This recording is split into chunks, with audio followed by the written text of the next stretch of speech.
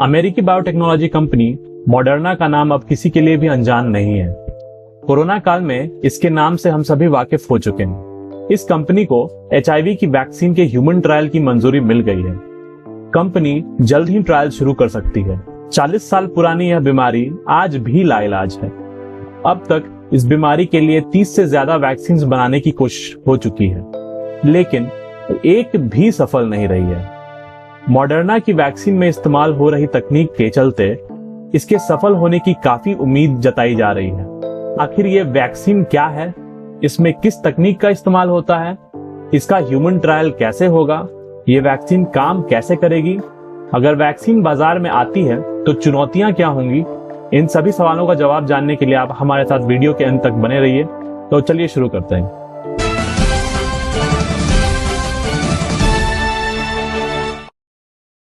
HIV की इस vaccine को बनाने के लिए mRNA तकनीक का इस्तेमाल हो रहा है।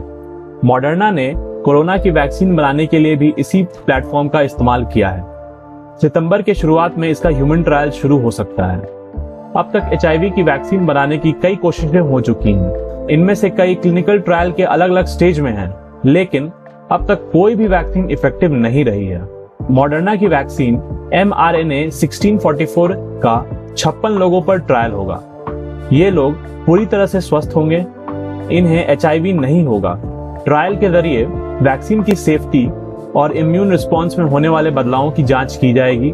इस वैक्सीन के डेवलपमेंट के लिए funding bill and Melinda Gates foundation कर रहा है।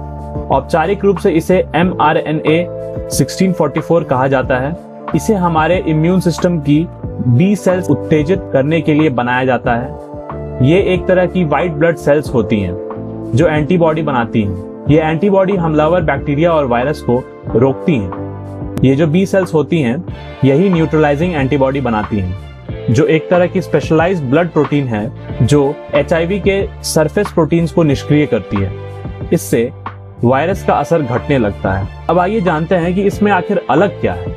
एड्स की बीमारी पिछले 40 साल से हमारे समाज में है। अब तक इसके इलाज में इस्तेमाल होने वाले ART ट्रीटमेंट में काफी प्रगति हुई है। इसकी वजह से एड्स से पीड़ित लंबे समय तक जीवित रह सकते हैं, लेकिन ये जिंदगी भर चलने वाले ट्रीटमेंट है। WHO के मुताबिक 2020 में दुनिया भर में 3.77 करोड़ लोगों को HIV है। आम वैक्सीन की तरह HIV की वैक्सीन नहीं बनाई जा सकती है। RNA बेस्ड इम्यूनाइजेशन को एक बेहतर वैक्सीन विकल्प के रूप में देखा जा रहा है, क्योंकि इस तकनीक में लाइव वायरस का इस्तेमाल नहीं होता है। बाकी वैक्सीन की तुलना में इसे आसानी से बनाया जा सकता है। इसे तेजी से डेवलप भी किया जा सकता है। फाइजर और मॉडर्ना ने कोरोना की वैक्सीन बनाने में इसी तकनीक का इस्तेमाल किया है। कोरोना वैक्सीन की सफलता के बाद HIV वैक्सीन के सफल होने की उम्मीद बढ़ गई है। 1987 से अब तक 30 से ज्यादा HIV वैक्सीन के ट्रायल हो चुके हैं। करीब 60 फेज 1 और फेज 2 ट्रायल्स हुए हैं। इस दौरान 10,000 से ज्यादा वॉलंटियर्स इन ट्रायल्स का हिस्सा रहे। इनमें से ज्यादा ट्रायल अमेरिका और यूरोप में किए गए हैं। कई ट्रायल ब्राजील, चीन, Cuba, Hattie, Kenya, Peru, Thailand, Trinidad और युगांडा जैसे देशों में भी हुए हैं। इससे पहले अब तक केवल 2 वैक्सीन फेज 3 के ट्रायल तक पहुंची है। पहली का ट्रायल 1998 में अमेरिका में शुरू हुआ था। इसके लिए 5,400 वॉलंटियर का एनरोलमेंट हुआ था। इसमें से ज्यादातर समलैंगिक थे। दूसरी वैक्सीन का फेज 3 ट्रायल 1999 में थाईलैंड में शुरू हुआ था। दोनों ट्रायल के नतीजे 2003 में आए, लेकिन दोनों के नतीजे उत्साहजनक नहीं रहे। अब तक HIV की एक भी वैक्सीन नहीं बन पाई है। ऐसी HIV वैक्सीन जो सेफ और इफेक्टिव होने के साथ साथ आसानी से लोगों की पहुंच में हो, तो इस वायरस का प्रसार रोकने में बड़ी कामयाबी मिल सकती है। अगर ये ट्रायल सफल रहे तो HIV को रोकने में बड़ी मदद मिलेगी। अभी ART थेरेपी का इस्तेमाल HIV संक्रमितों के इलाज में होता है। वैक्सीन आने से इसके इलाज में होने वाला खर्चा भी कम होगा। वैक्सीन के साथ ART का इस्तेमाल होने से लॉन्ग टर्म इफेक्टिवनेस भी बढ़ेगी। अब आइए जानते हैं कि ये ART क्या होता है। HIV के इलाज के दौरान दवा के जरिए शरीर में मौजूद HIV वायरस के अमाउंट को कम किया जाता है। इसके लिए जिन दवाओं का इस्तेमाल होता है उन्हें ART कहते हैं। अब तक HIV का कोई प्रभावी इलाज नहीं है, लेकिन सही तरीके की मेडिकल केयर से HIV को कंट्रोल किया जा सकता है। ज्यादातर मरीजों में 6 महीने के इलाज के बाद HIV वायरस कंट्रोल में आ जाते हैं। इसके बाद ये मरीज दवा के सहारे लंबे समय तक जीवित रह सकते हैं। हालांकि HIV की ये दवाएं संक्रमित से HIV का प्रसार नहीं रोक सकती हैं। दुनिया के कुल HIV संक्रमितों में 2/3 अफ्रीका में रहते हैं। HIV महामारी की रोकथाम में किसी भी तरह की सफलता तभी होगी जब इस इलाके में संक्रमितों की संख्या कम हो। हालांकि फाइजर और मॉडर्ना की वैक्सीन के लिए इन इलाकों में वैक्सीन लगाना बहुत ही बड़ी चुनौती होगी। इस तरह की वैक्सीन का स्टोरेज भी बड़ी चुनौती होती है। mRNA बेस्ड वैक्सीन को एक निश्चित तापमान पर रखना होता है।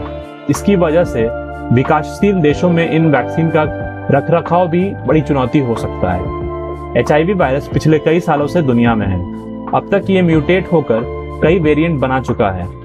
ऐसे में mRNA बेस्ड वैक्सीन के जरिए इसे निष्क्रिय करने में कई साल लग सकते हैं। अब आइए जानते हैं HIV और एड्स के इतिहास के बारे में।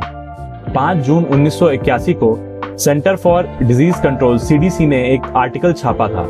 Article morbidity and mortality weekly में छपा था।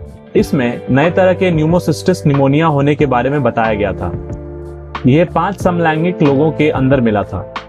इन मरीजों की इम्यूनिटी अचानक कम हो गई थी। कुछ महीने बाद 5 की मौत हो गई। इसी बीमारी को आगे चलकर वैज्ञानिकों ने एड्स का नाम दिया।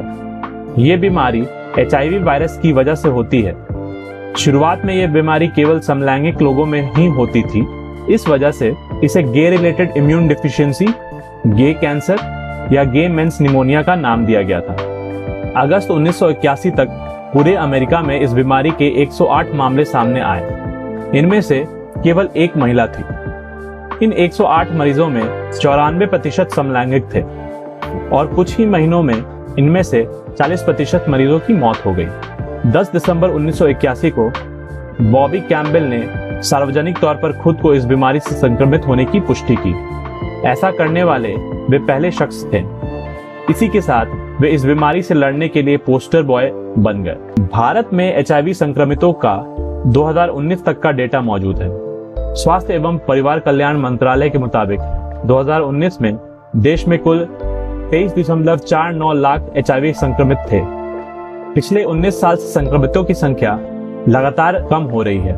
2010 के मुकाबले 2019 में संक्रमितों की संख्या 37% कम हो गई है।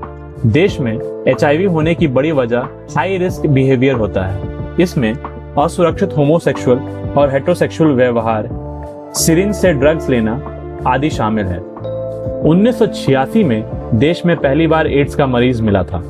इस बीमारी को देश में आए 35 साल हो चुके हैं, लेकिन इसके बाद भी देश में एक भी अस्पताल ऐसा नहीं है जो सिर्फ एड्स के इलाज के लिए हो।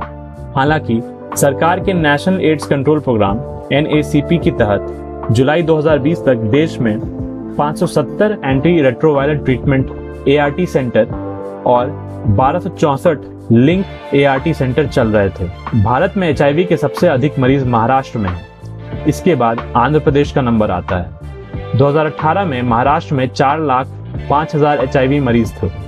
वहीं 2019 में यह आंकड़ा घटकर 3,96,000 रह गया, यानी मरीजों की संख्या में 9,000 की कमी आई। वहीं आंध्र प्रदेश में भी 2019 में 2018 की अपेक्षा में 14,000 मरीज कम मिले। आंध्र प्रदेश में 2018 में कुल 3,28,000 मरीज मिले थे, जबकि 2019 में यह आंकड़ा घटकर 3,14,000 रह गया था। तीसरे नंबर पर कर्नाटक, चौथे पर उत्तर प्रदेश, पांचवें पर तेलंगाना, छठे पर तमिलनाडु, सातवें पर बिहार, आठवें पर गुजरात, नौवें पर पश्चिम बंगाल, 10वें पर दिल्ली, 11वें स्थान पर पंजाब, 12वें पर राजस्थान, 13वें पर मध्य प्रदेश, 14वें पर उड़ीसा और 15वें पे हरियाणा है। बिहार, पश्चिम बंगाल, दिल्ली, राजस्थान, छत्तीसगढ़, झारखंड, नागालैंड व त्रिपुरा को छोड़कर अन्य राज्यों में वर्ष 2018 के मुकाबले 2019 में HIV संक्रमितों की संख्या या तो स्थिर रही या कम रही। सिर्फ इन्हीं 8 राज्यों में 2018 के मुकाबले 2019 में HIV संक्रमितों की संख्या बढ़ी है।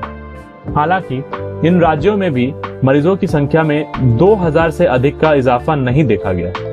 वहीं उत्तर प्रदेश, गुजरात, पंजाब, हरियाणा, मणिपुर, केरल, असम, मिजोरम, मेघालय, उत्तराखंड, हिमाचल, जम्मू कश्मीर एवं लद्दाख, गोवा, पुडुचेरी, चंडीगढ़, अरुणाचल प्रदेश, दादर एवं नगर हवेली, अंडमान निकोबार, दमन और दीव तथा सिक्किम में HIV संक्रमितों की संख्या स्थिर रही।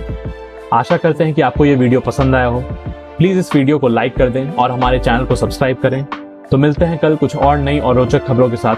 तब तक के लिए धन्यवाद।